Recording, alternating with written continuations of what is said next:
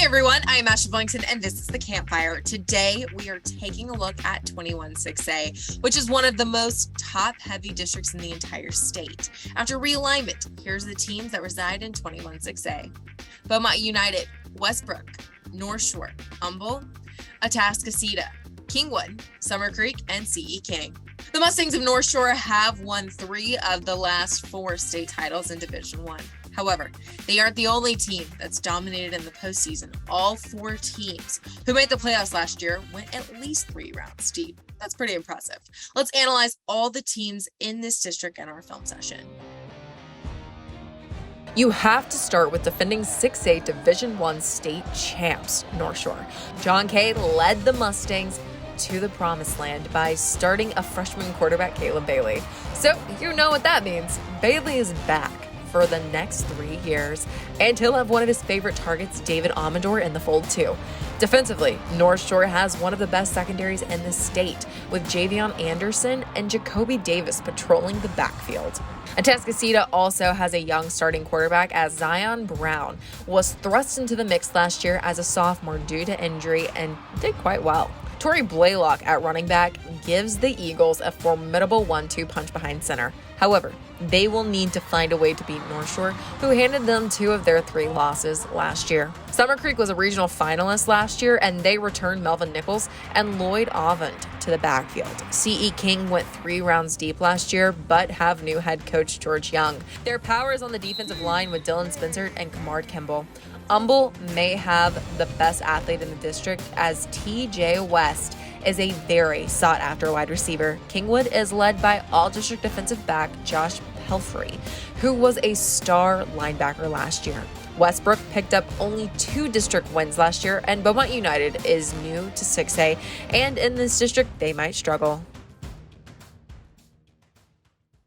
A lot of games to circle on your calendars in this district, but I'm highlighting Thursday, October 27th, when North Shore battles Atascocita. It's seriously one of my favorite games every single year.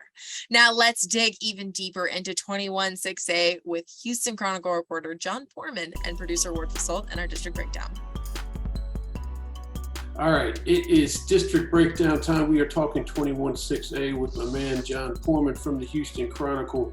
John, this got the defending state champion in it, but they also add in Beaumont United to make it an 18 district. Talk about, are we going to look at more of the same here with North Shore doing their thing, or anybody going to challenge it? It's hard to pick against a program that has won 3 of the 4 last state championships in Class 6A Division I. North Shore is obviously the top dog, the team to beat. Especially coming back this year. Obviously, they have an influx of talent every single season. But what I'm looking at here in particular is the return of sophomore quarterback Caleb Bailey, who stepped in as a freshman and won the offensive MVP award at the state championship game. They're going to be the top dog to beat in this district until, somebody can prove that they're worthy of that top spot. Talk about some of these other teams and how far you think they might go. Yeah, I mean, as far as top 4 teams in a district goes, last year there wasn't one much better than 21-6A when you talk about, North Shore, Atascocita, Summer Creek, and CE King. Obviously Summer Creek has done a tremendous job. Coach Kenny Harrison has really established that program as a contender. They advanced, I think, to the 3rd or 4th round last year in the playoffs. And so, they're going to be in the mix for sure. And then Atascocita, of course, we know what the Eagles are all about and what they provide year in and year out. And, they have a young quarterback as well there. And, I think that he is a potential breakout star as well. So you look at these teams, and I think those are right now the top 4 programs, and there's talent all around, and it's going to be fun to watch these matchups. Next week, we're going to talk 22-6A, which is the unlucky district that has to play them in the first round of the playoffs. But, hey, maybe you'll tell me that one of them is going to itch out a win or something like that. We'll see. We'll keep that as a secret till next week. Sounds good. The guys had much more to say on this district, and you can catch the entire district breakdown this Wednesday on our social media platforms. We've heard about the teams. Now let's take a look at some of the athletes to watch out for and players on the rise. If you like unsung players, then look no further than TJ West for Humble. The senior is highly sought after because of his top-end speed and ability to make big plays. West caught 22 passes last season for 580 yards and 5 scores. He did all of this for a 2-8 team when his opponents knew the ball was going his way. TJ also runs a 4.40 and recently committed to Texas Tech. Another solid receiver in the district is North Shore's David Amador. He was one of the go-to guys on the Mustang State Championship team as he caught 52 passes for over 1,000 yards and 11 touchdowns, including the game winner versus Duncanville. Amador was first-team All-District last year as a junior and has verbally committed to Texas San Antonio. On the other side of the ball, Dylan Spencer anchors a tough CE King defense. The senior defensive lineman had 64 tackles, with 12 of them for losses and 9 sacks. The Panthers are his third high school after playing at West Orange Stark as a freshman and Katie Taylor as a sophomore. Spencer recently committed to Texas, but hopes to pile up more eye-popping stats this year for King. Jacoby Davis is part of a dangerous North Shore defensive backfield. Davis finished last year with 40 tackles and 3 interceptions. Davis was the newcomer of the year as a sophomore, and last year he was first-team All-District. Jacoby is a hard hitter who is always fighting through blocks to make the big play. Davis is offers from Georgia, Florida, and Baylor, amongst others, and hopes to have a top 5 before the season starts. Last year in the non-district, Atascocita went up to North Texas and beat Allen on their home field for the first time in 122 games. That was a major win for the program.